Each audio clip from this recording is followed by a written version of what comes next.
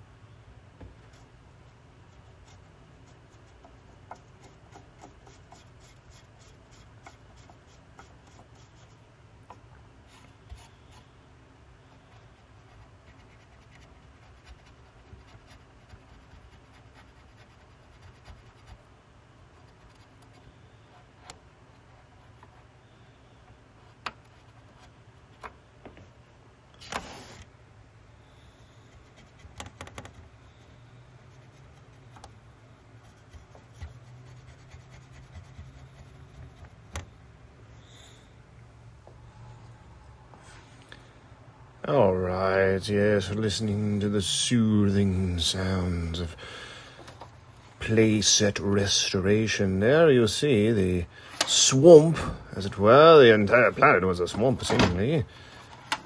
I don't know if there are actually diverse planets with diverse ecosystems in the galaxy far, far away. But anyway, the foam degraded to such a point that it was unsalvageable. But I did find on eBay a replacement for the foam. As you can see, it looks exactly and functions exactly like the original.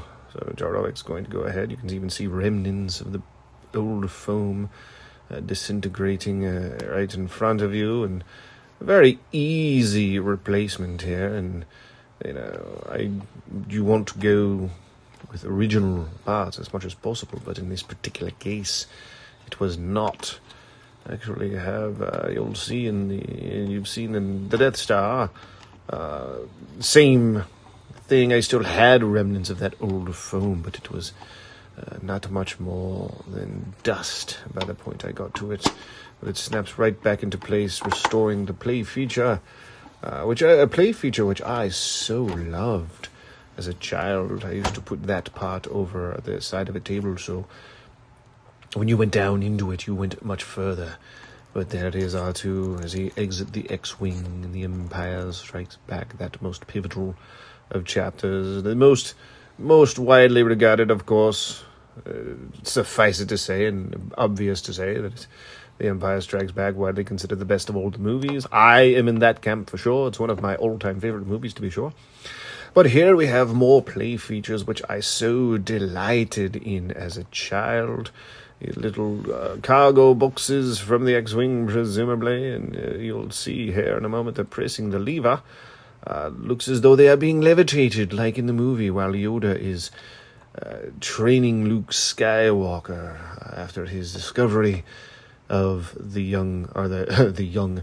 old creature, deceiving him into thinking he wasn't Yoda. But yes, you can. The play feature allows you to enact the levitation of these objects by either Yoda or a nascent Luke Skywalker as he begins his training with the greatest Jedi Master of all.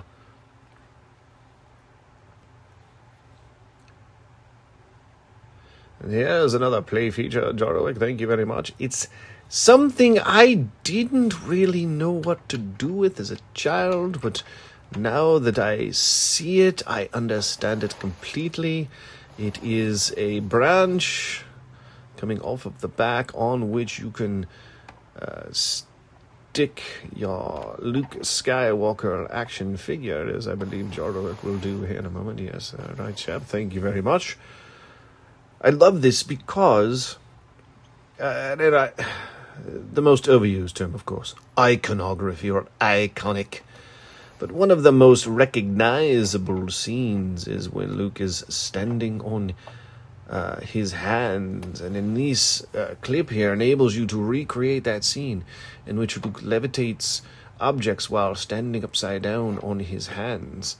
And you can twirl the device here to reenact this scene. See, there it is. Well done, Jorwick, as R2 looks on, and even Yoda can stand atop Luke as he did in the training sequence. Not exactly sure what the end result was desired to be. Something of concentration. Why Yoda needed to be standing atop Luke is, well, it's an interesting method. Not sure if there was a whole lot of pedagogy behind that method, but suffice it to say, it is fun to recreate. And of course you have these little levers with the foot pegs on which you can stand your figures and maneuver them about. Obviously this is also meant for Darth Vader and Luke, as his vision in the swamp, also a very pivotal moment. Hard to believe that many of us, when I was a child, didn't understand what he saw when he saw Vader's. Well, that's it for now. Let's take a look at what Jorwick's come up with.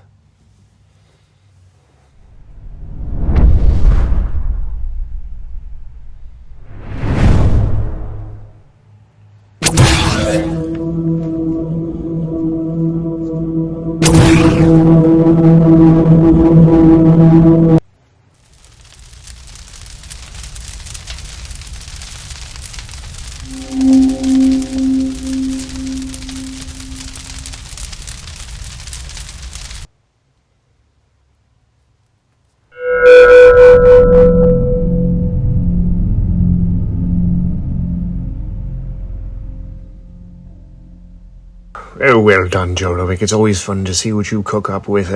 Of course, a bit of limitations with the figures, as they are only jointed in 5 places, but it's fun to play with your toys, and that's the whole concept. It's what perhaps was in our imaginations when we played with these toys as a child. Anyway, I do hope you enjoyed this. If you'd like to see more from Kenner's Star Wars, well, check out last year's Kenner's Death Star World, or the previous chapter, the Star Destroyer. What am I saying here? I don't even know. The Star Destroyer, or Kenner's Death Star.